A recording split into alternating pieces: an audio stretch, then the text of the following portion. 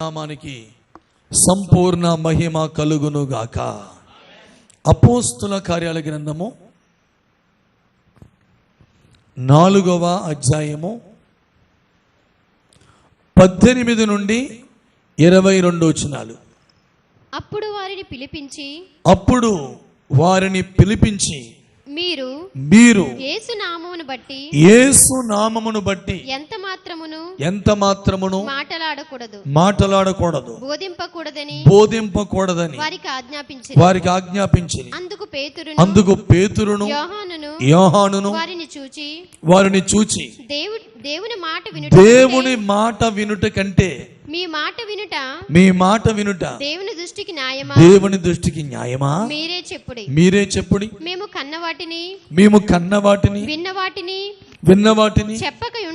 చెప్పక ఉండలేమని వారికి ఉత్తరమిచ్చి ప్రజలందరూ జరిగిన దానిని గూర్చి దేవుని మహిమపరచుచుండిరి గనుక సభవారు ప్రజలకు భయపడి వీరిని శిక్షించు విధమేమయు కనుగొనలేక వీరిని గట్టిగా ఈ నామాన్ని బట్టి మీరు ఇంకెక్కడ బోధించొద్దని వీరిని గట్టిగా బెదిరించి విడుదల చేసి స్వస్థపరుచుట అను ఆ సూచక క్రియ ఎవరి విషయములో చేయబడినో వాడు 40 ఏండ్ల కంటే ఈ వాక్యములలో నుంచి పరిశుద్ధాత్ముడు మనతో మాట్లాడునుగాక. ఆయనే మనతో మాట్లాడినట్లు చేతులు పైకెత్తి బిడ్డలుగా దేవునికి స్తోత్రాలు చెల్లిద్దాం. గట్టిగా ప్రభుకి చేతులెత్తి దేవునికి సంపూర్ణ మహిమ కలుగునుగాక. ప్రియమైన దేవుని ప్రజలారా, ఈ మాటలు వింటున్న భక్తులారా, చాలా శ్రద్ధాభక్తులు కలిగి మీ తలలు పైకెత్తి నా ముఖం వైపు చూస్తూ మీరు ఈ మాటలు వినాలని ప్రేమతో మీకు మనవి చేస్తున్నాను. ఏమండి, ప్రతిరోజు ఈ సంగతులు మనం నేర్చుకుంటున్నాం.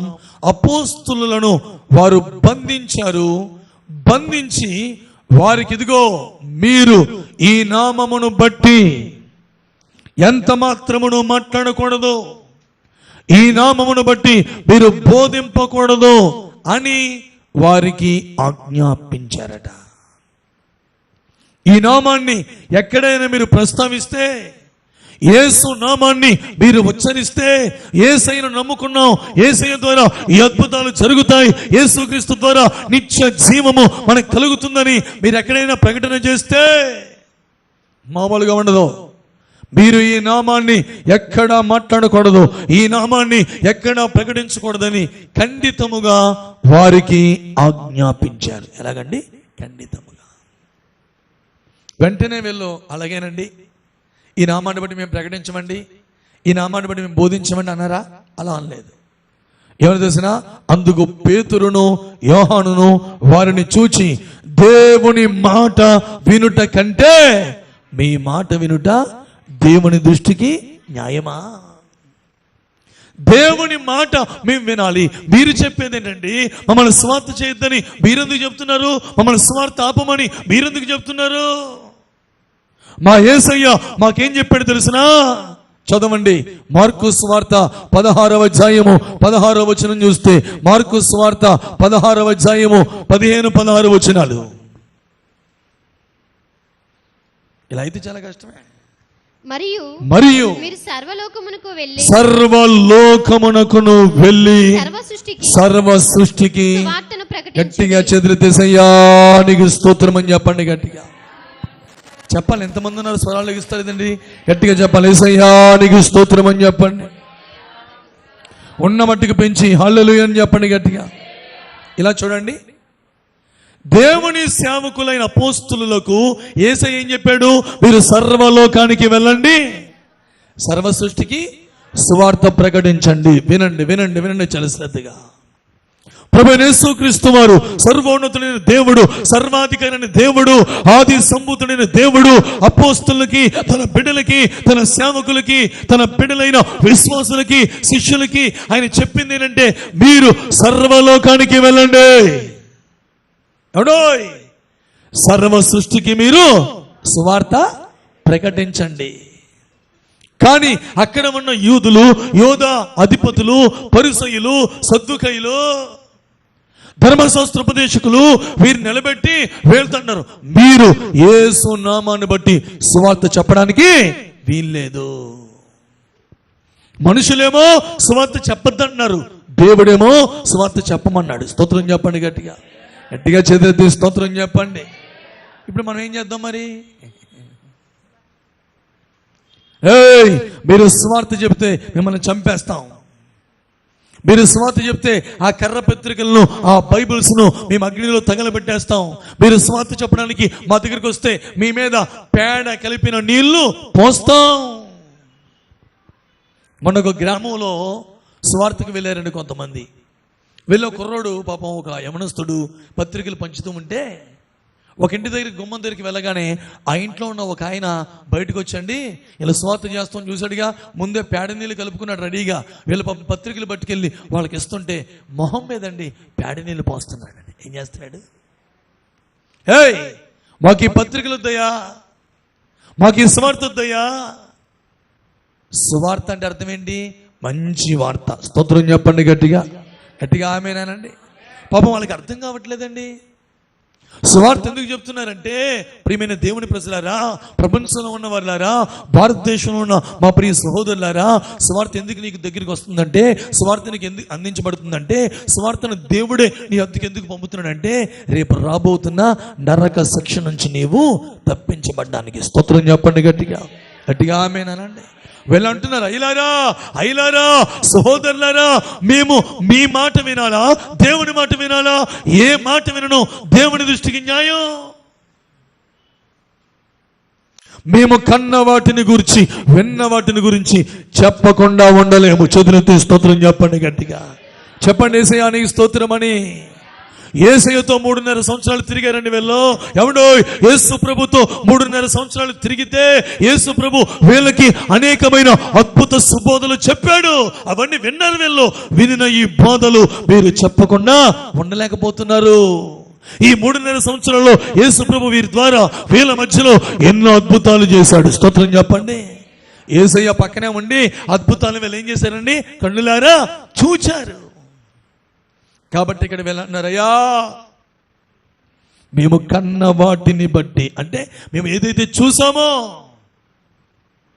ఏదైతే విన్నామో, ఏ కార్యాలు మా జీవితాల్లో ప్రభువు చేశాడో వాటిని మేము చెప్పకుండా ఉండలేము. చేతులెత్తి బిగ్గరగా యేసయ్యా నీకు స్తోత్రం అని చెప్పండి గట్టిగా.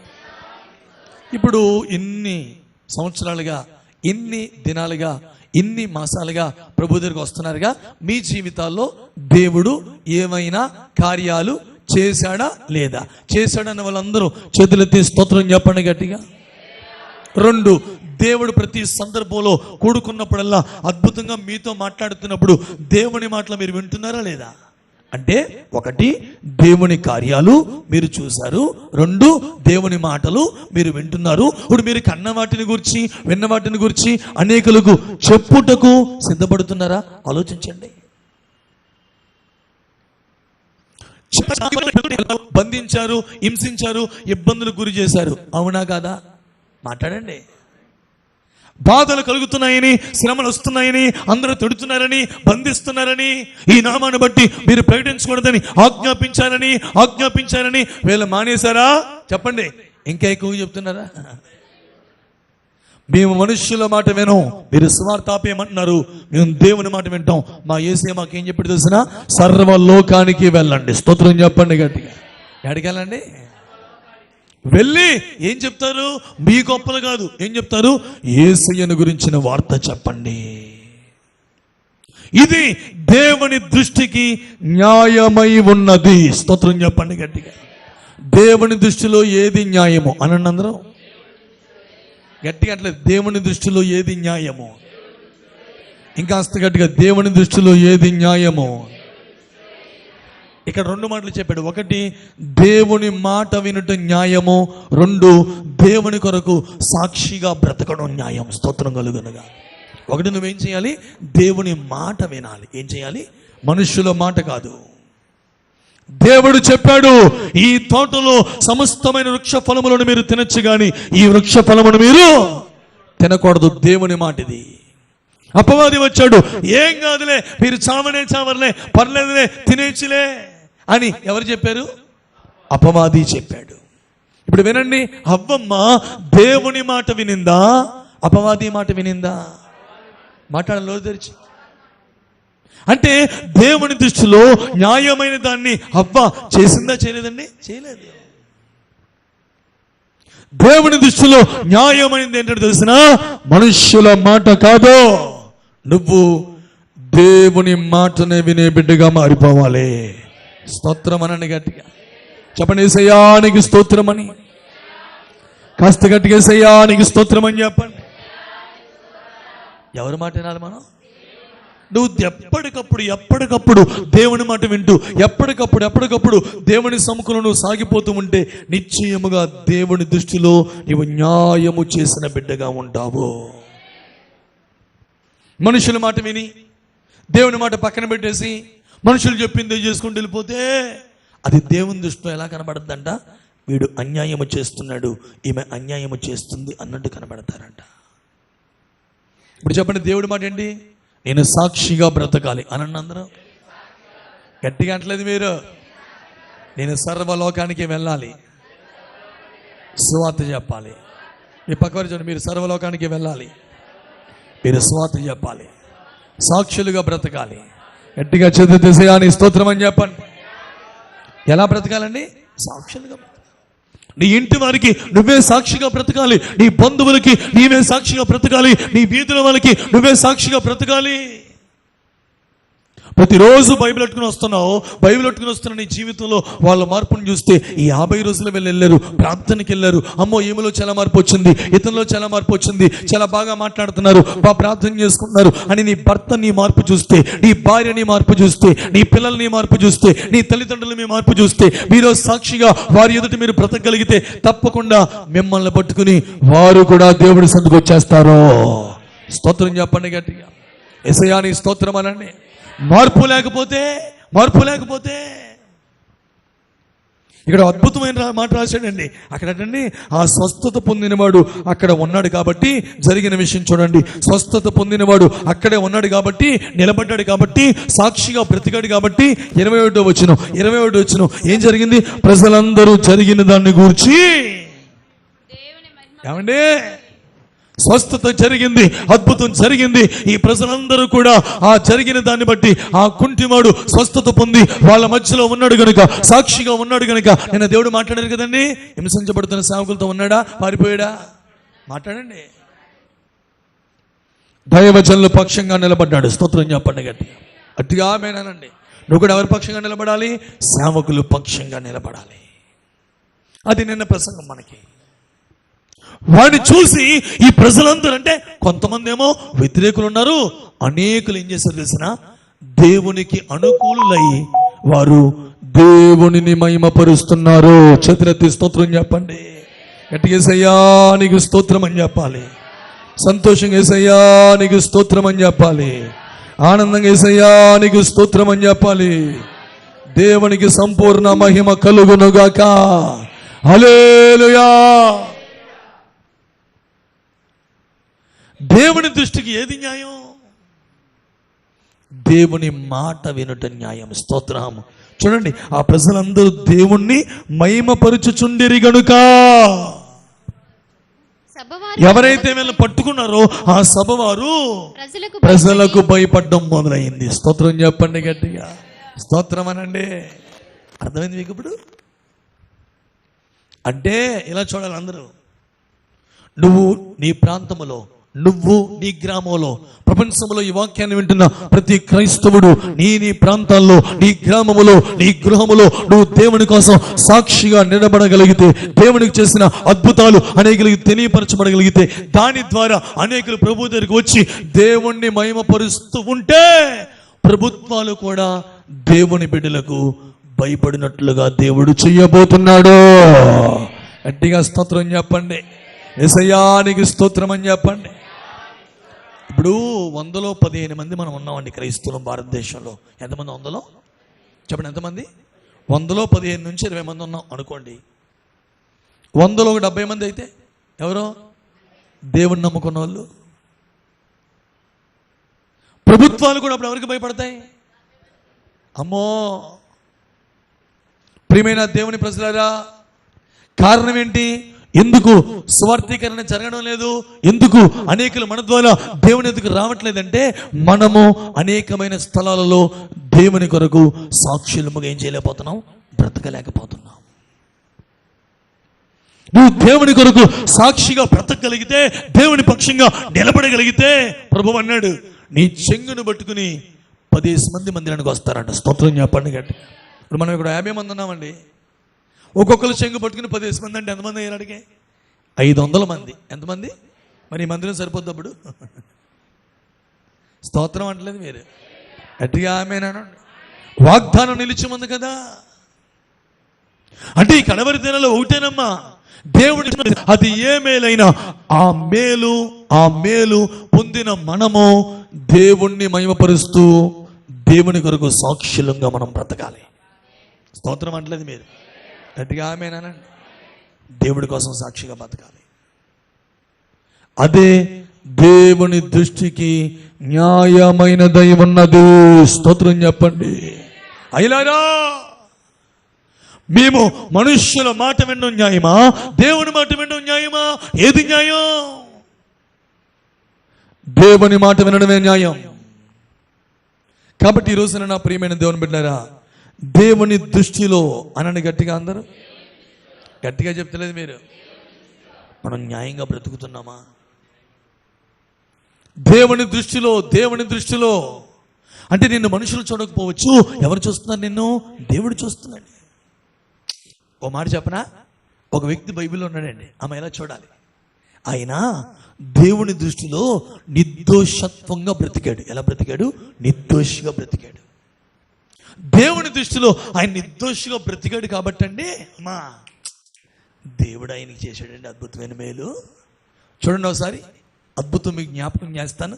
దానియేలు గ్రంథము 6వ అధ్యాయము 22వ వచనం. దానియేలు గ్రంథము చాలా శ్రద్ధగా మీరు వినాలమ్మా. దానియేలు గ్రంథము బ్రదర్ చాలా శ్రద్ధగా వినాలి. దానియేలు గ్రంథము 6వ అధ్యాయము 22వ వచనం. నేను నా దేవుని దృష్టికి దానియేలు తీసుకెళ్లి సింహాల బోన్లో వేశారు. ఎక్కడ వేశారమ్మా? చెప్పాలి నోరు తెరిచి. బిడ్డలారా, మీ గుమ్మములారా మీ తలలో పైకెత్తుడి, మహిమ గల రాజు మీలో ప్రవేశించింది గాక. గట్టిగా ఆమేనట్లేదు? గట్టిగా అనండి బాబు. నోట్లో బెల్లం ముక్కలు పెట్టుకున్నారండి. ఆమె ఎలా చూడండి. దానియేలు తీసుకెళ్ళి ఎక్కడ వేశారు? మాట్లాడండి. దానియేలు తీసుకెళ్లి సింహాల బోన్లో వేసి రాత్రంతా సింహాల బోన్లో ఉంచేశారు. రాజు గారికి చాలా కలవరం వచ్చింది. అయ్యో, దానియేలు చాలా మంచోడు, కుట్ర పన్నే వాళ్ళు కుట్రలు పన్ని వీళ్ళు ఏం చేశారు? జైల్లో సింహాల బోన్లో పడేశారు. అండ్ రాత్రి నిద్రపోకుండా, అమ్మ విన్నావా, రాత్రి సుఖించకుండా తెల్లారుజామునే వచ్చేసాడు. ఎవరి దగ్గరికి? ఆ సింహాల బోన్ దగ్గరికి వచ్చి, జీవము కలిగిన దేవుని సేవకుడమైన దానియేలు, నువ్వు నిత్యము సేవిస్తున్న నీ దేవుడు నిన్ను రక్షించగలిగాడా? అంటే రాజుగారు నమ్మిన మాట ఏంటి తెలుసా?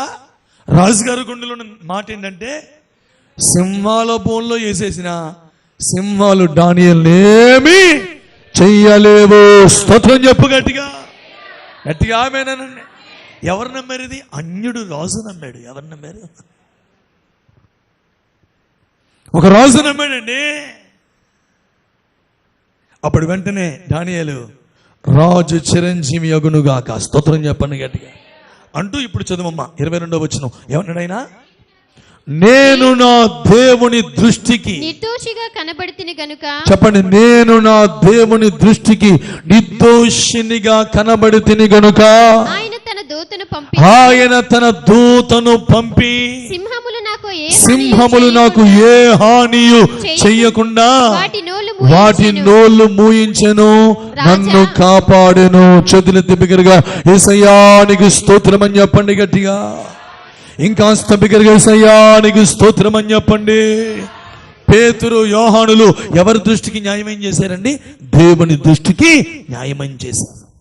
ఇక దానియేలు ఎవరి దృష్టిలో నిర్దోషిగా బ్రతికాడు? దేవుని దృష్టిలో నిర్దోషిగా బ్రతికాడు కాబట్టి తన చుట్టూ సింహాలు ఉన్నాయి. మింగేసే సింహాలు, రక్తం పీల్చేసే సింహాలు, ఎన్నో రకాల భయంకరమైన కఠినమైన క్రూర మృగాలుగా ఉన్న ఈ సింహాలు ఉన్నప్పటికీ కూడా ఈ సింహాల నుంచి దానియేలుకు ఏ హాని కలగకుండా దేవుడు కాపాడుతూ వచ్చాడు. స్తోత్రం చెప్పండి గట్టిగా. ఎలా కాపాడాడు?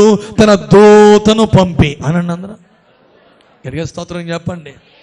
అంటే నాతో కలిసి ఈ మాట చెప్పండి. నేను నా దేవుని దృష్టిలో, చెప్పాలి గట్టిగా, నేను నా దేవుని దృష్టిలో నిర్దోషిగా బ్రతికితే దేవుడు నా కోసం తన దూతలు పంపిస్తాడు. స్తోత్రం చెప్పండి.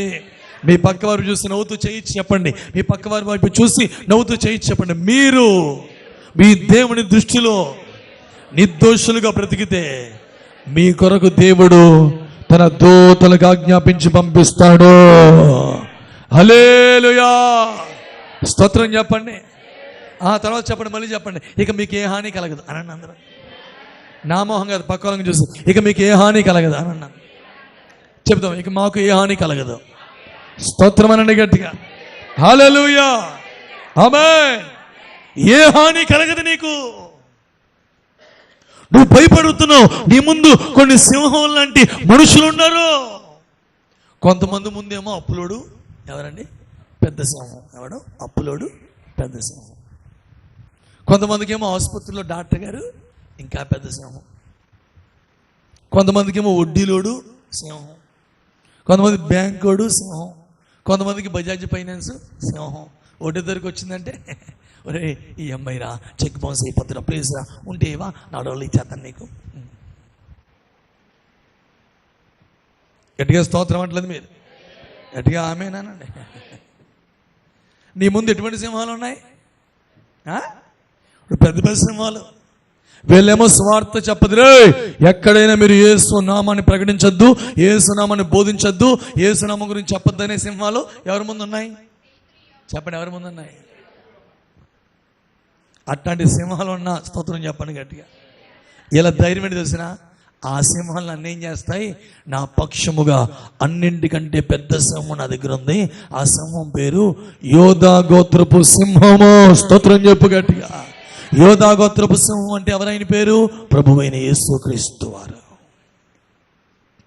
సర్వజీవులను సృష్టించి వాటిని పుట్టించి సర్వజీవులకు ఆహారమును పెడుతున్నవాడు. ఏయ్ సింహములారా, నా దాసుడు దానియేలు ఆ గృహలో ఉన్నాడు, నా దూతని పంపిస్తున్నాను, మీరు నోరు మూసుకుని ఉండండి. అలా కాదు ప్రభువా, ఎన్నో రోజుల నుంచి ఆకలితో ఉన్నాం నాయన. సింహాలు మాత్రమే కాదు ప్రభువా, సింహం పిల్లలు కూడా ఉన్నాయి నాయన. చిన్న ప్రార్థన చేసుకుని ఏసేయమంటావా? కొద్దిగా ఎర్రగా బుర్రగా ఉన్నాడు. ఏయ్ ఎవరనుకున్నావు ఆయన? నా దైవజనుడు. స్తోత్రం చెప్పండి గట్టిగా. ఎవరనుకున్నావు ఆయన? నా దృష్టిలో నిర్దోషిగా బ్రతుకుతున్నాడు. నా దృష్టిలో నిర్దోషిగా బ్రతుకుతున్నాడు కాబట్టి మీరు ఏ హానియు నా దాసుడికి మీరు చేయకూడదు. స్తోత్రం చెప్పండి గట్టిగా. అదేంటి ప్రభా, ఇన్ని రోజులు మీరు మాకు మా ఆకలిని చూస్తా లేదా? అడవులలో సింహం పిల్లలు ఆకలి తీర్చేది ఎవరినైనా మీరే కదా ప్రభా, మరి మాకు పెట్టరా? నోరు మేయండి, వెయిట్ చేయండి. అలాగే ప్రభా అని ఈ సింహాలన్నీ ఎలా మారిపోయినాయి అంటే గొర్రె పిల్లలా మారిపోయి పెంపుడు కుక్కలా. దాన్ని ఏదో అంటారు, మా అంకుల్ గారు బాగా చెప్తారు, ఫ్రెండ్లీ డాగ్ అంట. ఏ డాగ్ అంట మాట్లాడతలేదు. మా అంకుల్ గారు ఎప్పుడు ఇదే మా గారు అది ఫ్రెండ్లీ డాగ్ అండి అంటారు. ఇప్పుడు ఈ సింహాలన్నీ ఏమైపోయినాయి తెలుసునండి? ఎవరికి ఫ్రెండ్స్ అయిపోయినాయి? ఫ్రెండ్లీ లైన్స్ అయిపోయినాయి. స్తోత్రం చెప్పండి గట్టిగా. ఎవరికి? దానియేలుకి. ఇక ఇవన్నీ ప్రభు ఆగమన్నాడు కదా, ఆగుదామని ఈ సింహాలన్నీ కూడా ఒక మీటింగ్ పెట్టుకుని, సింహాల మీటింగ్ అది. ఏ మీటింగ్? సింహాల మీటింగ్ పెట్టుకుని ఆగుదాం, దేవుడు ఆగమని చెప్పాడు, ఆగుదాంలే అని ఆగుతున్నాయి. దానియేలు అలా మోకరించాడు, చేతులు పైకెత్తాడు, ప్రార్థన చేస్తున్నాడు. ఎదురుగా క్రూర మృగాలండి, భయంకరమండి, ఒక సింహం కాదండి, చాలా ఉన్నాయండి. ప్రార్థన చేస్తుంటే దేవుడు తన దూతను పంపించాడు. స్తోత్రం చెప్పండి గట్టిగా. ఇప్పుడు ఆ దూత గారు ఎవరి పక్షంగా ఉన్నారు? చెప్పండి, ఎవరి పక్షంగా ఉన్నారు? మీరు బైబిల్లో గమనించండి బిడ్డలారా. ఎవరైతే దేవుని దృష్టిలో నిర్దోషులుగా బ్రతుకుతున్నారో ఆ నిర్దోషులుగా బ్రతికే వారిని అగ్నిగుండంలో వేసేస్తే దేవుడు ఎవరిని పంపించాడండి? తన దూతను పంపించాడు. గుర్తుందా మీకు? అక్కడే ఆ దానియేలు గ్రంథంలోనే. ఇక్కడ సింహాల బోన్లో వేసేసినోడికి ఎవరిని పంపించాడు? దేవుడు తన దూతను పంపించాడు. మీరు అర్థం చేసుకోండి సరిగ్గా. అంటే ఆ రోజు దానియేలు దేవుడే మన దేవుడు. షడ్రక్ మేషక్ అబేద్నెగో వారి దేవుడే మన దేవుడే ఉన్నాడు కనుక ఆ రోజు వారు శ్రమలో ఉంటే వారు దేవుని దృష్టికి ఎలా ఉన్నారు? నిర్దోషులుగా ఉన్నారు కనుక వారి పక్షముగా ఉన్న దేవుడు నేడు నీ పక్షంగా నా పక్షంగా కూడా నిశ్చయముగా నిలిచి ఉన్నాడు. చేతులెత్తి స్తోత్రం చెప్పండి గట్టిగా.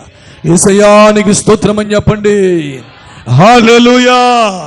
ఆయన నా పక్షంగా ఉన్నాడని చెప్పండి గట్టిగా. మీ పక్క వారు చూసి ఆయన మీ పక్షంగా ఉన్నాడని చెప్పండి. దేవునికి స్తోత్రం కలుగును గాక. అప్పుడు మీరు అనుకోవచ్చు, ఏమండి సార్ అది పాత నిబంధన అండి, ఇది కొత్త నిబంధన అండి, ఇక్కడ జరుగుతుందంటారా, ఇలా జరుగుతుందంటారా అని సన్నాయిన నొక్కద్దు. కొత్త నిబంధనలో కూడా దేవుడు సింహాల నోటి నుంచి ఒక సేవకుణ్ణి తప్పించాడు. తెలుసా మీకు? చదవండి తిమోతికి రాసిన 2వ పత్రిక. పౌలు తిమోతికి రాసిన 2వ పత్రిక 4వ అధ్యాయము 17-18 వచనాలు. పౌలు తిమోతికి రాసిన 2వ పత్రిక 4వ అధ్యాయము 17-18 వచనాలు. అయితే నా ద్వారా సువార్త పూర్ణముగా ప్రకటింపబడు నిమిత్తము అన్యజనులందరూ దాని విను నిమిత్తము ప్రభువు నా ప్రక్క నిలిచి. అదుగో ఎవరంటండి? స్తోత్రం చెప్పండి గట్టిగా. షడ్రక్ మేషక్ అబేద్నెగో వారి దగ్గరికి ఎవరిని పంపాడు దేవుడు? చెప్పండి, తన దూతను. ఆమేనండి, స్తోత్రం అనండి. దానియేలు దగ్గరికి ఎవరిని పంపాడు దేవుడు? సింహాలు ఉంటే సింహాలని తినేయకుండా ఎవరిని పంపాడు దేవుడు? దూత. ఇక్కడ చూడండి, పౌలు గారి దగ్గరికి దూతలు కాదు, డైరెక్ట్ గా దేవుడే దిగి వచ్చేసాడు. స్తోత్రం కలుగును గాక. అంటే కొత్త నిబంధనలు ఇంకా ఏమేమి తెలిసినా మహిమ పెరిగింది. స్తోత్రం చెప్పండి. ఇక దూత కాదు, ఆయనే దిగి వచ్చేస్తాడు. స్తోత్రం కలుగును గాక. చూడండి, ప్రభువు ఇదిగో నా ద్వారా సువార్త జరగాలి, నా ద్వారా సువార్త జరగాలి, నా ద్వారా సువార్త పరిపూర్ణంగా అందాలి, అన్యజనులందరూ దాన్ని వినాలి, ఇది విను నిమిత్తము. అంటే ఇప్పుడు నీ ద్వారా కూడా సువార్త జరగాలి, నీ బంధువులు సువార్త వినాలి, నీ స్నేహితులు సువార్త వినాలి. అంటే నువ్వేం చేయాలి? సేవకుల్ని నీ బంధువుల ఇంటికి తీసుకెళ్ళాలి. స్తోత్రం చెప్పండి గట్టిగా ఆమేనండి. నీ బంధువుల ఇంటికి ఎప్పుడైనా తీసుకెళ్ళా మమ్మల్ని? పాస్టర్ గారిని అండి బైబిల్లో ఖాళీగా ఉంచేవారు కాదండి. అపోస్తుల కాలంలో విశ్వాసులు దైవజనుల్ని ఖాళీగా ఉంచేవారు కాదు. పాస్టర్ గారు రండి ఆ ఊరు వెళ్దాం, పాస్టర్ గారు రండి ఈ ఊరు వెళ్దామండి, మా వాళ్ళు ఉన్నారండి స్వార్థ చెప్పండి అని ఊరూరా ఊరేగించేశారు. ఎవరిని? పౌల్ని. స్తోత్రం చెప్పండి గట్టిగా ఆమేనండి. అర్థమవుతుందా మీకు? నీ బంధువులింటికి తీసుకెళ్ళి నీ స్నేహితులింటికి తీసుకెళ్తే నీ ద్వారా స్వార్థ అనేకులకి ఏమవుతుంది? వినబడుతుంది. స్తోత్రం కలుగునుగా. ఇప్పుడు చూడండి, ప్రభువే నా ప్రక్క నిలిచి నన్ను బలపరిచెను గనుక నేను సింహముల నోట నుండి తప్పించబడి తిని. చేతులెత్తి బిగ్గరగా యేసయ్యా నీకు స్తోత్రం అని చెప్పండి గట్టిగా. ఇంకాస్త గట్టిగా యేసయ్యా నీకు స్తోత్రం అని చెప్పండి. ఆ రోజున దానియేలుని ఎక్కడి నుంచి తప్పించాడండి?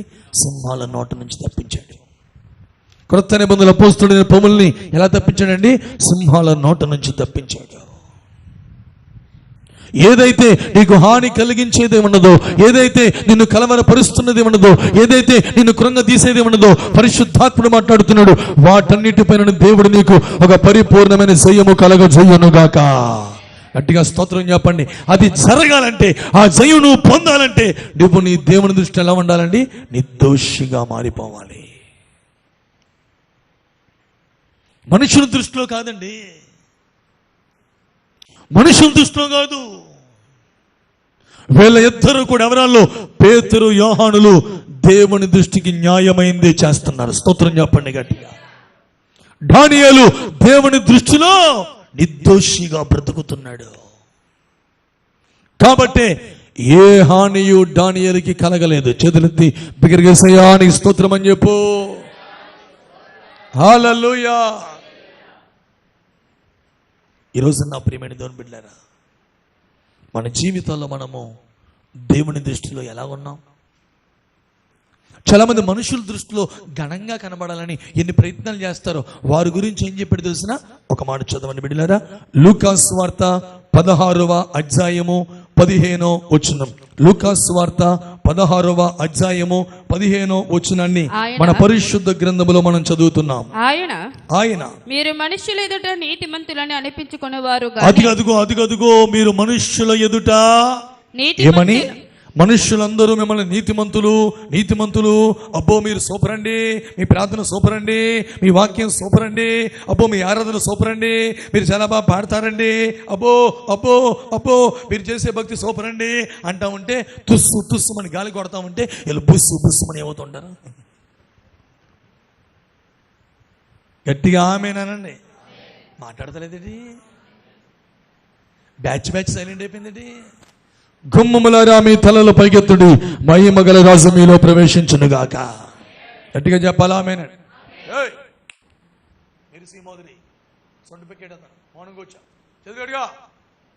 ఒకసారి లెక్క తప్పు, దేవుడి సన్నిధి, పరిశుద్ధాత్మ మాట్లాడుతున్నాడు, కాముగా ఉండాలి.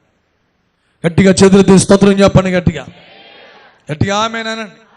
మొన్న ఆదివారం చెప్పాను కదండి, ఇలాగ నెక్స్ట్ దేవుడు మనకు ఒక మందిరం ఇస్తే ఇలా చిన్నపిల్లలతో వచ్చిన వాళ్ళందరికీ ప్రత్యేకంగా ఒక ఏసీ క్యాబిన్ కడతాను. దేవుని స్తోత్రం కలుగును.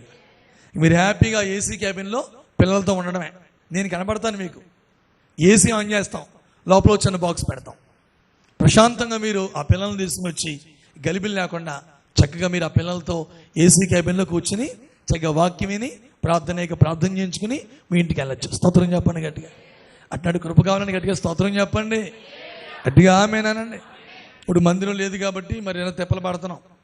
ఒక చిన్న ఏసీ క్యాబిన్ కడితే మంచిగా ఒక ఏసీ బాక్స్ పడేస్తే దాంట్లో ఒక బాక్స్, చిన్న బాక్స్, సౌండ్ బాక్స్ పెడితే చక్కగా అద్దం మీరు తీసుకుని లోపలికి వెళ్తారు, కూర్చుంటారు, నేను కనబడతాను, వాక్యం వినబడద్ది, చక్కగా బాగుంటుంది కదా. అట్లాంటి కృప దేవుడు మనందరికి అనుగ్రహించునుగాక. గట్టిగా స్తోత్రం చెప్పండి.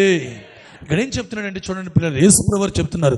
ఏమని చెప్తున్నారు? లోకాసు సువార్త మనం చూస్తున్నాం 16వ అధ్యాయం 15వ వచనం. వీరు మనుషుల ఎదుట నీతిమంతులని వీరు మనుషుల ఎదుట, ఎవరి ఎదుట అంటమ్మా? అయ్యో ఈ బ్రదర్ సూపర్ అండి, ఈ సిస్టర్ సూపర్ అండి, వీళ్ళు చాలా బాగా పాడతారండి, చాలా బాగా వాకింగ్ చెప్తారండి, మంచి ప్రార్థనా పరులండి, ఇలా చూడాలి. తప్పు కాదు. మనుషుల దృష్టిలో నీతిమంతులుగా పేరు పొందడం తప్పు కాదు. కానీ ఇక్కడ ఏం చెప్పాడంటే మనుషుల దృష్టిలోనే కాదు, దేవుని దృష్టిలో కూడా మనము నీతిమంతులుగా మారిపోవాలి. చదువునా, మనుషుల దృష్టిలో నీతిమంతులని అనిపించుకునేవారు, నీతిమంతులని అనిపించుకునేవారు, కానీ దేవుడు మీ హృదయములను ఎరుగుతున్నాడు. మనుషులలో ఘనముగా ఎంచబడినది దేవుని దృష్టికి అసహ్యము. స్తోత్రం చెప్పండి గట్టిగా. ఇప్పుడు నేను తెల్లంగి వేయకుండా కోట్ వేసుకుని వాకింగ్ చెప్తుంటే, కోట్ వేసి చెప్తుంటే మీరు అందరూ అబ్బో అయ్యగారు చాలా ఘనంగా ఎంచుతారా, మీరు ఎంచుతారా అంటున్నా. ఏమేస్తే మాట్లాడండి. కోట్ వేస్తేనేమో మనుషులందరూ ఘనంగా ఎంచుతారు. ఇలా జబ్బా వేసుకుంటే ఎంత సబ్జెక్ట్ చెప్పినా అబ్బే ఇటు చిన్న భాష అంటారు కదా. అంటే కోట్ వేసినంత మాత్రాన వాడు మనుషులు అబ్బో ఈయన చాలా పెద్ద, అయ్య బాబు చాలా పెద్ద, అయ్య బాబు చాలా పెద్ద అని మనుషుల దృష్టిలో ఘనముగా ఎంచబడినది దేవుని దృష్టికి అసహ్యం అంట. ఈరోజు నేను మంచి బట్టలు వేసుకోవాలి, మందిరానికి వెళ్తున్నామండి, మంచి బట్టలు వేసుకుపోతే ఎలాగండి? మందిరానికి వెళ్తున్నామండి, మా చేతుల్లో మామూలు 5,000, 10,000, 20,000, 30,000 ఫోన్లు కాదండి, మా ఫోను ఐఫోన్ అయి ఉండాలండి. ఏముండాలంట? ఇటు ఫోన్ ఐఫోన్ కావాలండి. ఇప్పుడు ఆ ఫోన్ని ఐఫోన్ కొని ఇక ఎట్ట తిప్పుకుని ఎలా తిరుగుతుంటాడు. ఉత్తిదే సెల్ఫీ ఏం తీసుకోడు, కానీ అందరికీ తెలియాలి. ఆ వెనకతలు ఏముంటుంది? సగం కొరికేసిన యాపిల్ ఏంటిది? అయ్యి బాబోయ్ ఇడు ఐఫోన్ వాడుతున్నాడని తెలియాలి. ఇప్పుడు ఐఫోన్ వాడితే మనుషుల దృష్టిలో ఏంటి? ఘనం. కానీ దేవుని దృష్టిలో ఏంటి? అసహ్యం. వాడద్దని నేను అంటలేదండి. మనుష్యుల దృష్టిలో ఘనముగా ఎంచబడినవి దేవుని దృష్టికి అసహ్యమైనవై ఉన్నవే. దండలు, సన్మానాలు. పాస్టర్ గారిని సన్మానం చేయకూడదా? పాస్టర్ గారిని కనపరచకూడదా? పాస్టర్ గారికి సాల్వా కప్పకూడదా? చేయకూడదా? తొప్పేముంది? బిడ్డలు ఆశపడ్డాం, ఓ దండేస్తాం, 50 రోజులు మా కోసం ఎడుతూ ప్రార్థన చేశాడు, ఓ పొండేడతాం, సాల్వా కప్పుతాం, తొప్పేముంది? అది మనుషుల దృష్టిలో ఘనమైందే, కానీ దేవుని దృష్టిలో. ఈ మర్మాలు బైబిల్లో సంగతులు చాలా మంది తెలియక ఏదో చిన్నపిల్లల వలె వారు మాట్లాడుతుంటారు, చిన్నపిల్లల వలె భక్తి చేస్తూ ఉంటారు. ఇది కాదు దేవుడు కోరుకుంటున్నది. ఆయన దృష్టిలో మనము గనులుగా ఎంచబడాలి. గట్టిగా స్తోత్రం చెప్పండి. చెప్పలేసయ్యా నీకు స్తోత్రం అని చెప్పండి గట్టిగా. అందరికంటే ఆయన మన హృదయము ఎరిగిన వాడై ఉన్నాడు. కాబట్టి వీళ్ళు అంటున్నారు దేవుని దృష్టికి న్యాయమైంది చేయాలా, మనుషుల దృష్టికి న్యాయమైంది చేయాలా? ఏది న్యాయం? దానియేలు అంటున్నాడు, రాజా నా దేవుని దృష్టికి నేను నిర్దోషినిగా కనబడితేనే కనుక ఆయన నన్ను ఏం చేశాడు? హాని కలగకుండా కాపాడాడు. చుట్టూ సింహాలు, ఆ భయానకమైన పరిస్థితులు, పోరాటాలున్న వాటన్నిటిలో దేవుడు నన్ను తప్పించి కాపాడెను పౌలు చెబుతున్నాడు. కాబట్టి దేవుని దృష్టిలో మన జీవితం ఏంటి? దేవుని దృష్టిలో నా బ్రతుకేంటి? దేవుని దృష్టిలో నేను ఎలా బ్రతుకుతున్నాను? దేవునికి ఎంత దగ్గరగా ఉంటున్నాను? రోజు ప్రార్థన చేస్తున్నానా? కన్నీరు విడుస్తున్నానా? ఉపవాసాలు చేస్తున్నానా? జాగరణాలు చేస్తున్నానా? అమితముగా ఎక్కువసేపు దేవునితో గడుపుతున్నానా? మొన్న అదే మాట్లాడారు కదండి, వాళ్ళు ఎక్కువగా ఎవరితో గడిపారంట? దేవునితో గడిపారు కాబట్టి వాళ్ళ గుండెల్లో ఏముందంట? గొప్ప ధైర్యము ఉంది వాళ్ళకి. ఆలోచించుకోండి. ఈ రోజున మనుషుల దృష్టిలో ఘనమైంది కాదండి, మన ప్రాణాలు పోయే వరకు మన దేవుని దృష్టిలో ఘనమైన వాటిని మనము చేయుదుముగాక. మన దేవుని దృష్టికి అనుకూలమైన వాటిని మనము చేయుదుముగాక.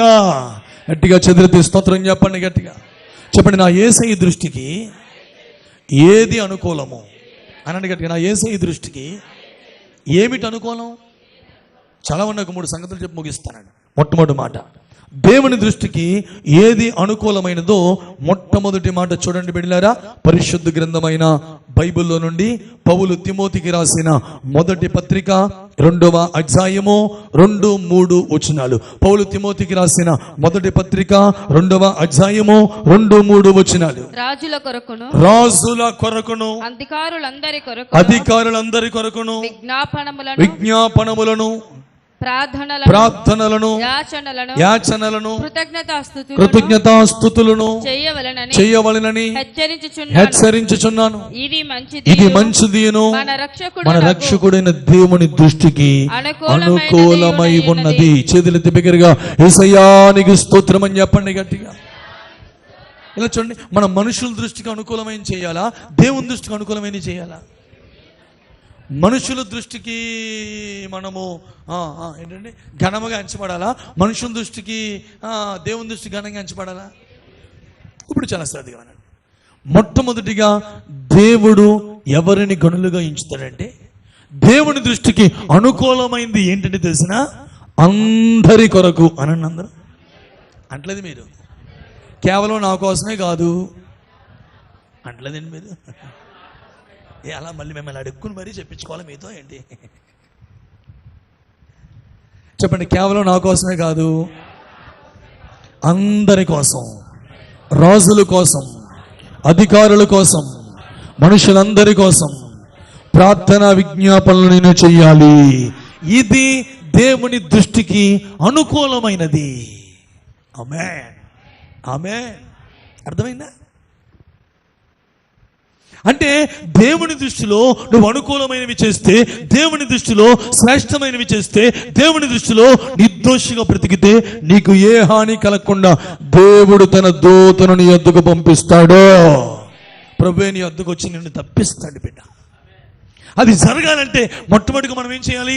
దేవుని దృష్టికి అనుకూలం ఏంటది? అందరి కోసం ప్రార్థన విజ్ఞాపన అనండి. అందరి కోసం ప్రార్థన విజ్ఞాపన. రోజు మన కోసం ప్రార్థన చేసుకో. ఎంతమంది రోజు ప్రార్థన చేస్తున్నారు? చేతులు ఎత్తండి. ఏమా ప్రార్థనలు చేయరా? చేయి పైకి ఎత్తండి. చెప్పండి, మీరు ప్రార్థన చేయరండి, మీరు చేయరండి, ఎత్తారా? బట్టిగా గట్టిగా అంటారు. చేతులు స్తోత్రం చెప్పండి. ఎవరి కోసం ప్రార్థన చేస్తున్నా? క్రైస్తవుడులో ప్రత్యేకమేంటి తెలుసా? అందరి కోసం చేస్తాడు. స్తోత్రం కలుగును గాక. దేశంలో అధికారుల కోసం ఎవరు చేస్తారండి? ఈరోజు క్రైస్తవ్యం భారతదేశంలో ఉండకూడదు, క్రైస్తవ్యం భారతదేశంలో ఉండకూడదు, క్రైస్తవ్యం భారతదేశంలో ఉండకూడదు. 2030 వచ్చేసరికి క్రైస్తవ్యాన్ని భారతదేశం నుంచి గెంటేస్తాం, తరిమేస్తాం, చంపేస్తాం, నరికేస్తాం అంటున్నారు చాలామంది. తెల్లారగట్ల లెగితే 2 చేతులు పైకెత్తి దేశము కొరకు, రైతుల కొరకు, సైనికుల కొరకు, అధికారుల కొరకు, రాజకీయ నాయకుల కొరకు, అందరి కొరకు ప్రార్థన చేసేవాడు క్రైస్తవుడు మాత్రమే. స్తోత్రం కలుగునుగాక. హల్లెలూయా. క్రైస్తవుడు ఉంటేనే దేశము సస్యశ్యామలంగా ఉంటుంది. క్రైస్తవుడు ఉంటేనే దేశము అంతకంతకు వర్ధిల్లుతుంది. క్రైస్తవులు ఉంటేనే దేశము అనేక విధాలుగా అభివృద్ధి చెందుతుంది. క్రైస్తవుడు ఉంటేనే దేశం, మన దేశం ప్రపంచంలో అన్ని రంగాల్లో సూపర్ పవర్ గా ఎదుగుతుంది. స్తోత్రం కలుగునుగాక. కారణం, రోజు క్రైస్తవుడు దేశం కోసం ఏం చేస్తాడు? ప్రార్థన చేస్తాడు. క్రైస్తవులండి వారి కోసం వారు ప్రార్థన చేసుకోవడం తక్కువ. క్రైస్తవులండి, నిజమైన క్రైస్తవులు అయితే అందరి కోసం ఏం చేస్తుంటారు? ప్రార్థన చేస్తారు. అందరి కోసం విజ్ఞాపన చేస్తారు, అందరి కోసం ఏడుస్తారు. ప్రభువా, మా ప్రాంతంలో వరదలు వస్తే మొట్టమొదటి ఏడ్చేది ఎవరు? పెను తుఫాన్లు వస్తే మొట్టమొదటి ఏడ్చేది ఎవరో? సునామీ వస్తే మొట్టమొదటి ఏడ్చేది ఎవరో? అగ్ని ప్రమాదాలు జరిగితే మొట్టమొదటి ఏడ్చేది ఎవరో? మాట్లాడండి. అకాల వర్షాలు వస్తే మొట్టమొదటి ఏడ్చేది ఎవరో? భయంకరంగా శత్రు శక్తులు, ఆ మాఫోయిస్టులు వీళ్ళందరూ కూడా ఆ బాంబు బ్లాస్టింగ్ అవి చేస్తూ ఉంటే దేశంలో శాంతి కొరకు, ప్రపంచంలో క్షేమం కొరకు మొట్టమొదటిగా ఏడ్చేది క్రైస్తవుడే. స్తోత్రం కలుగును గాక. ప్రార్థించేది క్రైస్తవుడే. హల్లెలూయా. విజ్ఞాపన చేసేది క్రైస్తవుడే. హల్లెలూయా. ఆ గుంపులో కూడా మనం అందరం చేరాలి. ఇది దేవునికి మిక్కిలి అనుకూలమైనది. కన్నీరు గార్చడం, దేశము కొరకు రోధించడం, అడ్డుపడ్డం, ఆడి బతుకలా అయిపోయి ఆడి జీవితాన్ని బట్టి వద్దు మనకి. అంతకు అవసరమైతే వాడి కోసం నిలబడదాం. స్తోత్రం కలుగును గాక. వాడి పక్షంగా ప్రభు దగ్గర నాడు కన్నీటి బొట్లు, ప్రభువా ఈ కుటుంబానికి కనికరించండి నాయన. ఈ పరిస్థితులు ఎలా ఉన్నాయి ప్రభువా? ఈ రాజకీయ నాయకుడి పరిస్థితి ఎలా ఉంది నాయన? ఇదిగో ప్రభువా ఈ అధికారి పరిస్థితి ఎలా ఉంది నాయన అని దేశం కొరకు, అధికారుల కొరకు, రాజుల కొరకు, అందరి కొరకు మీరు ఏం చేయాలి? విజ్ఞాపన, ప్రార్థనలు, కన్నీళ్లు, స్తుతులు మీరు చెల్లిస్తూ ఉంటే ఇది దేవుని దృష్టికి మిక్కిలి అనుకూలమైనది. ఈరోజు మన మైండ్లో సాఫ్ట్వేర్ మారాలి. స్తోత్రం చెప్పండి, గట్టిగా గట్టిగా స్తోత్రం చెప్పండి. హల్లెలూయా. నేను గతంలో చెప్పాను కదండి, ఒక సంఘానికి వెళ్ళా, వాక్యం చెబుతున్నాను, ఈ అంశం వచ్చింది, ఏదో చిన్న మాట చెబుతున్నాను. ఆ కూటమి అయిపోయిన తర్వాత తల్లిగారు తన పాస్టర్ గారు తన దగ్గరికి వచ్చి, అయ్యా నేను చాలా అప్పులు అయిపోయినయ్యా, ఈ అప్పులు తీరాలని గత 2 సంవత్సరాలుగా దాదాపుగా 2 సంవత్సరాలుగా సాయంత్రం మట్లు భోజనం మానేసి కేవలం మంచినీళ్ళు తాగుతూ ఈ అప్పులు తీరాలని ఈ 2 సంవత్సరాలు ఎంతో కన్నీరు విడిచి రాత్రంతా ప్రార్థన చేస్తున్నానండి. కానయ్య గారు నా అప్పులు తీరలేదండి. ఈరోజు మీరు చెప్పిన మాటను బట్టి ఈ రోజు నుంచి ఉపవాసం ఉంటా, నీళ్ళే తాగుతా. కానీ నా అప్పుల కోసం కాదు, నా బంధువుల్లో చాలా మందికి అప్పులు ఉన్నాయి, మా స్నేహితుల్లో చాలా మందికి అప్పులు ఉన్నాయి, మా సంఘాల్లో చాలా మంది అప్పులు ఉన్నాయి, వాళ్ళ అప్పులని తీరిపోవాలని వాళ్ళ కోసం ఏడుస్తానని చెప్పి తీర్మానం తీసుకుందండి ఆవిడ. ఓ సంవత్సరం పోయిన తర్వాత మరలా నన్ను పిలిచారు ఆ పాస్టర్ గారు. మరలా నేను వాక్యం చెప్పడానికి వెళ్ళాను. వాక్యం అయిపోయాక ఆ తల్లిలో చేయగారండి, నేను జ్ఞాపకం ఉన్నాను మీకు, గత సంవత్సరం మిమ్మల్ని పిలిచినప్పుడు నేను తీర్మానం తీసుకున్నాను కదా, అంతకుముందు 2 సంవత్సరాలు నా కోసం, నా అప్పుల కోసం, నా కుటుంబం కోసం ఏడ్చితే కార్యం జరగలేదండి. ఈ సంవత్సరం అంతా ఉపవాసం ఉన్నాను, కన్నీరు గార్చాను, నీళ్ళే తాగాను, నా బంధువులు, దేశము, సంఘము, మా విశ్వాసులకు ఉన్న అప్పుల కోసం కన్నీరు గార్చి ప్రార్థన చేశానండి. నా అప్పులన్నీ దేవుడు తీర్చేశాడండి. స్తోత్రం చెప్పండి గట్టిగా. ఇప్పుడు నువ్వు ఇల్లు కట్టుకోవాలనుకో, ముందు నీ ఇల్లు కోసం ప్రార్థన చేయకూడదు, ఎవరి ఇల్లు కోసం ప్రార్థన చేయాలి? మాట్లాడండి. దేవునికి స్తోత్రం చెప్పండి గట్టిగా గట్టిగా ఆమేనండి. యేసయ్యా నీకు స్తోత్రం అనండి. అంటే మొత్తానికి మానేయద్దంటది, నీ కోసం తక్కువ చేసుకో, ప్రజలందరి కోసం ఎక్కువ చేయి.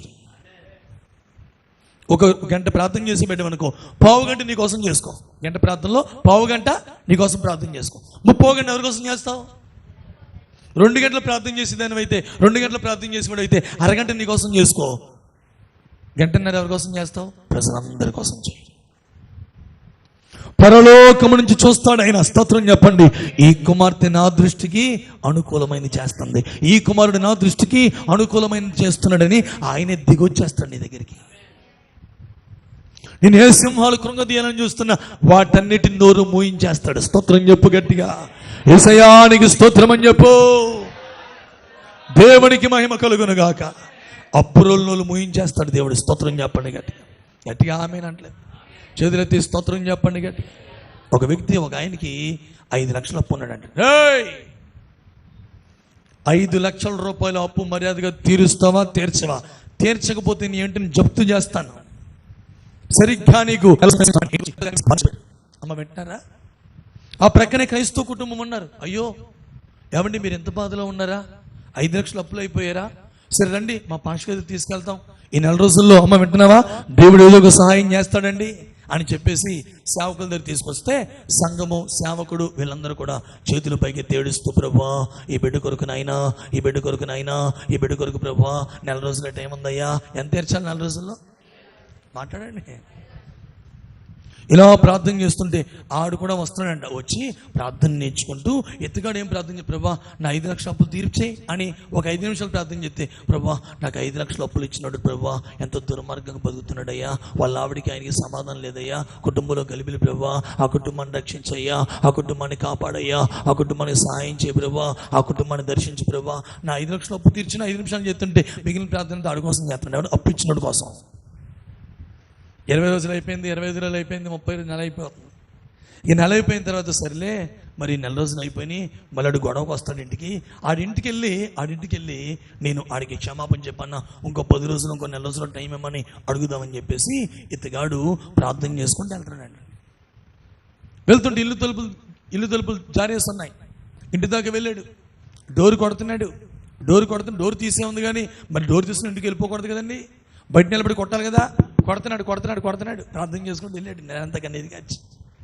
ఈలోపు డోరు ఎందుకో ఏంటి ఎవరు పలుకుతలేదని చెప్పేసి గబుక్కుమని ఆ డోరు తీసి చూస్తే ఆ హాల్లోనే ఇతడికి డబ్బులు ఇచ్చినటువంటి లక్షల రూపాయలు అప్పులు ఇచ్చినటువంటి వ్యక్తి ఫ్యాన్కి పోతున్నాడు అంటండి. అప్పుడే ఆ చైరు తన్నాడంట. వెంటనే వీడు గబుక్కుని లోపలికి వెళ్ళి అతని కాళ్ళు పట్టుకుని పెద్దగా కేకలిస్తే ఆ వీధిలో అందరూ వచ్చి వాడిని కాపాడారు. చేతులెత్తి స్తోత్రం చెప్పండి గట్టిగా. అన్న ఏంటన్నా నువ్వు ఇన్ని లక్షలు సంపాదించావు, ఇన్ని అప్పులు అనేక మందికి ఇచ్చావు, నేను కూడా నా అప్పు తీర్చుకోవడానికి సమయం కావాలని గడువు కావాలని కోరడానికి వచ్చానన్నా. అన్నా ఎందుకు ఇలా చేస్తున్నావంటే వాడు అన్నాడు, నా భార్యకి నాకు సమాధానం లేదు, డబ్బు ఉంది కానీ ఏమి లేదు, రోజు నా భార్యకి నాకు గొడవలు, ఇక బ్రతికేదానికంటే చచ్చిపోవడమే మేలు అనుకుని ఉరిపోస్తున్నాను రా, నువ్వు దేవుళ్ళకి వచ్చి నన్ను కాపాడు. చచ్చిపోదామని ముందు అనుకున్నాను కానీ ఆ కుర్చీ తన్నగానే అయిపోయి అనుకున్నాను నేను, నువ్వు వచ్చి నన్ను కాపాడావని గబగబా లోపల బీరులోకి వెళ్ళాడట. వీడికి 5 తెచ్చాడంట. అన్న ఇంకో నెల రోజులు టైం ఏమన్నా తీర్చేస్తానన్నా, నెల రోజులు టైం ఏమన్నా తీర్చేస్తాను. ఎవరిని నేను తెచ్చమన్నాడు, ఈ కాగితాలు ఏమైనా చూడండి. చూస్తే ఆడి ముందు చింపేశాడంట. స్తోత్రం చెప్పండి. చింపేసి ఈ రోజు నుంచి నాకు రూపాయి అప్పులు ఏమన్నాడంట. స్తోత్రం చెప్పండి గట్టిగా చేతులెత్తి స్తోత్రం చెప్పండి గట్టిగా ఆమేనండి. వాడు చేసిన విజ్ఞాపన వాడి జీవితానికి గొప్ప విడుదల కలగజేసింది. అట్లాంటి సర్వోన్నతమైన కార్యాలు చేయడానికి మన దేవుడు సమర్థుడా కాదా? ఏంట్రా అంటే అప్పుడు చెప్పాడన్నా, ఈ నెల రోజు నేను ప్రార్థన చేశానన్నా, నీ కుటుంబం కోసం ఏడ్చానన్నా, నువ్వు చనిపోకుండా దేవుడు అందుకు నేను కాపాడాడంటే అయితే నేను కూడా ప్రార్థనకు వస్తానని ఆ అప్పు ఇచ్చినాడు కూడా ప్రార్థనకు వచ్చాడంట. ఎప్పుడైతే వాడు ప్రార్థనకు వచ్చాడో వాళ్ళ ఆవిడ కోసం ప్రార్థన చేస్తున్నాడో వాళ్ళ అమ్మాయింటికి వెళ్ళిపోయిన ఆవిడ వచ్చింది. దేవుని స్తోత్రం కలుగును. వాళ్ళ కుటుంబము కట్టబడింది, దీవించబడింది, అనేకులకు ఆశీర్వాదకరంగా మారిపోయింది. విజ్ఞాపన అండి, ప్రార్థన విజ్ఞాపన. ఈ ప్రార్థన విజ్ఞాపన చేసేవారే దేవుని దృష్టిలో అనుకూలము. ఆ ప్రార్థన విజ్ఞాపనే దేవుని దృష్టికి విలువైంది. మొట్టమొదటి మాట. రెండో మాట బిడ్డలారా, దేవుని దృష్టికి అనుకూలమైంది ఏంటో మరో మాట మనం చూద్దాం. సమయం లేదు, త్వరగా మనం చూస్తున్నామండి. చూద్దామా? పౌలు తిమోతికి రాసిన మొదటి పత్రిక 5వ అధ్యాయము 4వ వచనం. పౌలు తిమోతికి రాసిన మొదటి పత్రిక 5వ అధ్యాయము 4వ వచనం. అయితే ఏ వెధవరాలికైనను పిల్లలు గాని మనుమలు గాని ఉండిన ఎడల వీరు ఎదుట తన ఇంటి వారి ఎడల భక్తి కనపరచుటకును తమ తల్లిదండ్రులకు ప్రత్యుపకారము చేయుటకును నేర్చుకొనవలెను. ఇది దేవుని దృష్టికి అనుకూలము. చేతులెత్తి బిగ్గరగా యేసయ్యానికి స్తోత్రం అని చెప్పండి గట్టిగా. ఇంకా అంత గట్టిగా యేసయ్యానికి స్తోత్రం అని చెప్పండి. రెండవది వినండి అమ్మా, శరీర సంబంధమైన తల్లిదండ్రులు అనండి అందరూ. ఆత్మ సంబంధమైన తల్లిదండ్రులు. గట్టిగా అంటలేదు మీరు. శరీర సంబంధమైన తల్లిదండ్రులు, ఆత్మ సంబంధమైన తల్లిదండ్రులు. ఇప్పుడు శరీర సంబంధమైన తల్లిదండ్రులైనా ఆత్మ సంబంధమైన తల్లిదండ్రులు అంటే పాస్టర్ గారు అయినా వినండి, మనకి మేలు చేస్తారా కీడు చేస్తారా? మనకు ఉపకారం చేస్తారా అపకారం చేస్తారా? ఇప్పుడు మనమేం చేయాలి తెలిసిన, అలాగ ఉపకారము పొందినటువంటి మనము వారికి ప్రత్యుపకారము చెయ్యాలి. స్తోత్రం కలుగునుగా. ఏం చేయాలి నాన్నగారు? ఉపకారం చేసుకుని ఉపకారం పొందుకున్నావు. నీ తల్లిదండ్రుల ద్వారా ఎంతో ఉపకారం పొందుకున్నావు, దైవజనుల ద్వారా ఎంతో ఉపకారం పొందుకున్నావు, సేవకులు కన్నీటి ప్రార్థనల ద్వారా ఎంతో ఉపకారం పొందుకున్నావు. ఇప్పుడు నువ్వేం చేయాల్సిన, అలాగూ నీ సేవకుడికి, నీ సేవకురాలకి, నీ తల్లికి, నీ తండ్రికి నువ్వు ప్రత్యుపకారం చేయాలి తప్ప అపకారము చేయకూడదు. ఈ ఉపకారము చేయటే దేవుని దృష్టిలో ఏమైందండి? అనుకూలముగా ఉన్నది. ఒక కుటుంబం వారు నిరుపేద స్థితిలో ప్రభు దగ్గరికి వచ్చారు. వారు ఏదో చిన్న వ్యాపారం పెట్టుకున్నారు, ఆ వ్యాపారం సరిగ్గా లేదు. భార్య భర్త 2 బిడ్డలు నమ్మకంగా ప్రతిరోజు ప్రార్థనకు వచ్చేవారు. మేము కూడా నమ్మకంగా ప్రతిరోజు కన్నీరు విడిచి ఉపవాసాలు ఉండి వారి కుటుంబ క్షేమం కొరకు ప్రభువా, అయ్యా ఈ కుటుంబాన్ని దీవించిన ఆయన, ఈ కుటుంబానికి సహాయం చేయాలి ప్రభువా, ఈ కుటుంబాన్ని లేవనెత్తాలని ఆయన, నిరుపేదలుగా ఉన్నారు ప్రభువా అని కన్నీరు విడిచి ప్రార్థన చేయడం మొదలుపెట్టాం. దాదాపుగా 1 సంవత్సరం అయింది, 2 సంవత్సరాలు అయింది. అలా దేవుడు వారిని అంచెలంచెలుగా ఒక అద్భుతమైన వ్యాపారం పెట్టుకోవడానికి దేవుడు కృప చూపించాడు. ఏమీ లేని పరిస్థితుల నుంచి ఒక వ్యాపారం పెట్టుకుని అలాగా 5 సంవత్సరాలు ప్రార్థన చేశామండి. ఎన్ని సంవత్సరాలు మాట్లాడతలేదు. సేవకుడు చేశాడు, సేవకురాలు చేసింది, సంఘము చేసింది, ప్రలాపించింది, ఉపవాసాలు ఉన్నాం, కన్నీరు గార్చి 5 సంవత్సరాలు ప్రార్థన చేస్తుంటే ఆ పెట్టుకున్న వ్యాపారాన్ని దేవుడు దీవించి ఒక 4 రూపాయలు అప్పులు తెచ్చుకోవడానికి, 4 రూపాయలు నోట్లు వేసుకోవడానికి దేవుడు కృప చూపించి వాళ్ళని అభివృద్ధి పరుస్తూ ఉన్నాడండి. వాళ్ళ స్థితి చూసండి, నేను వాళ్ళ దశంభాగం తెచ్చిస్తే వాళ్ళ దేన స్థితికి ఆ దశంభాగం ప్రార్థన చేసుకుని తీసుకుని మళ్ళీ వాళ్ళ ఇంటికి వెళ్ళి ఆ దశంభాగంలో 30 రూపాయలు వాళ్ళకి తిరిగి ఇచ్చేసేవాళ్ళు. పాపం వాళ్ళు దశంభాగం ఇస్తున్నారు, నిరుపేదలు చాలా కష్టాలతో ఉన్నారు, వద్దని ప్రతి నెల వాళ్ళు దశంభాగం తెచ్చి నా చేతుల్లో పెడతారు. నేను ప్రార్థన చేస్తాను, తీసుకుంటాను. మళ్ళీ దాంట్లో ఒక భాగమేమో అద్దె కడతాను, ఈ మందిరానికి అద్దె, ఒక భాగం 3 భాగాలు చేస్తాను. ఆ దశంభాగాన్ని 3 భాగాల్లో ఒక భాగమేమో అద్దె కడతాను, ఒక భాగమేమో దేవుడికి తీస్తాను, ఇంకో భాగం పట్టుకెళ్ళి వాళ్ళ చేతుల్లో పెట్టేసి వచ్చేవాడిని. నేను మంచి బ్రదర్ అయ్యారు ఎందుకు నీది నువ్వు ఇస్తున్నావుగా దేవుడికి, ఎందుకు నాకు ఇవ్వాలనిపించింది నుంచిది. విజయబాబు గారి మనసు అలా ఉంటుంది. దేవుని స్తోత్రం చెప్పండి గట్టిగా ఆమేనా. తిరిగి ఇచ్చేసి వచ్చేస్తూ ఉండేవాడు. దేవుడు అత్యధికంగా ఆశీర్వదించాడు, దేవుడు అద్భుతమైన స్థాయికి తీసుకెళ్తున్నాడు. కానీ సడన్గా అపవాదిగాడు క్రియ మొదలు పెట్టాడు. ఎవరండి? అపవాదిగాడు క్రియ మొదలు పెట్టాడు. 5 సంవత్సరాలు నన్ను చూసారే, 5 సంవత్సరాలు మన కన్నీటి ప్రార్థనలు చూశారు, సావాసం ప్రేమ చూశారు, సేవకురాల కన్నీళ్లు చూశారు, సంఘబిడ్డల ఆప్యాయతలు అనురాగాలు చూశారు. ఇన్ని చూసిన వారు ఎవడో ఏదో చెప్పాడని పిచ్చి మాటలు విన్నారని 5 సంవత్సరాలు పోయిన తర్వాత నిర్దాక్షిణ్యంగా సంఘాన్ని వదిలేసి, నిన్న తెలిసిన మాట గుండె పగిలి రాత్రి నుంచి ఏడుస్తున్నాను, అపోస్తుల బోధన వదిలేసి, పరిశుద్ధాత్ముడు ఉన్న సంఘాన్ని వదిలేసి, పరిశుద్ధాత్మ లేని నామకార్థమైన సంఘమైనటువంటి పరిశుద్ధాత్మను వ్యతిరేకించే సంఘానికి వెళ్తున్నారంటండి. మేము అడిగాం, పాస్టర్ గారు వెళ్ళారు, లేదమ్మా ఇక్కడ వెళ్తున్నాం, మాకు టైం కుదురుతలేదమ్మా, ఏమనుకోవద్దు, మేము పరిశుద్ధాత్మన సంఘానికి వెళ్తున్నాం, టీపీఎంకి వెళ్తున్నాం అన్నారు. చాలా ఆనందించాం. టీపీఎంకి అయితే మా మీద పరిశుద్ధులలో వివాహాలు చేసుకోలేదు, అభిషక్తులు, సరే ప్రభానికి స్తోత్రమయ్యాను అనుకున్నాం. కానీ నిన్న తెలిసిన విషయం ఏంటంటే ఒక నామకార్థమైన సంఘానికి, అభిషేకము లేని సంఘం, కనీసం అభిషేకం కూడా ఒప్పుకోరు వాళ్ళు, కృపావరాలు ఒప్పుకోరు, ఆత్మఫలాలు ఒప్పుకోరు వాళ్ళు, అట్లాంటి సంఘానికి వెళ్ళిపోతున్నారు. ఇప్పుడు చూడండి, ఉపకారం మనం చేస్తే ఉపకారానికి ప్రత్యుపకారం చేశారా, ప్రత్యాపకారం చేశారా? మాట్లాడండి. అంటే నాకనే కాదండి, మన తల్లిదండ్రులు, స్తోత్రం చెప్పండి గట్టిగా. నీ తల్లిదండ్రులు వినండి, ఇక్కడ ఉన్న వాళ్ళందరూ కూడా నీ తల్లిదండ్రులు ఎంతో శ్రమపడి నిన్ను ఈ స్థాయికి తీసుకొచ్చారు. ఎవరైనా సరే, నువ్వు నేనైనా సరే, మన తల్లిదండ్రులు ఇన్ని సంవత్సరాలు మన జీవితాలకు చేసిన ఈ ఉపకారానికి ప్రత్యుపకారం మన తల్లిదండ్రులకు నిశ్చయముగా మనము చేయుదుముగాక. కేవలం సేవకులు మాత్రమే కాదండి, నీ తల్లిదండ్రులు కూడా నీకు ఏం చేశారు? ఉపకారం చేశారు. అలాగే నీ తల్లిదండ్రులు మాత్రమే కాదు, నీకు ఎవరైతే ఉపకారం చేశారో, వింటున్నావా? ఉపకారం చేసిన వారికి ఏ రోజున మనం ఏం చేయకూడదు? అపకారం చేయకూడదు. వారికి తిరిగి ప్రత్యుపకారము చేయుటయే దేవుని దృష్టికి అనుకూలము. చేతులెత్తి స్తోత్రం చెప్పండి గట్టిగా. యేసయ్యానికి స్తోత్రం అని చెప్పండి. ప్రియమైన దేవుని ప్రజలారా, చాలా సందర్భాల్లో ఉపకారం పొందుకుంటున్నాం, మళ్ళీ తిరిగి వాళ్ళకి ఏం చేస్తున్నామండి? అపకారం. పాముల్లా తయారైపోయారు చాలా మంది. పాముకి పాలు పోసి పెంచండి, బాగా ఏం చేస్తుంది?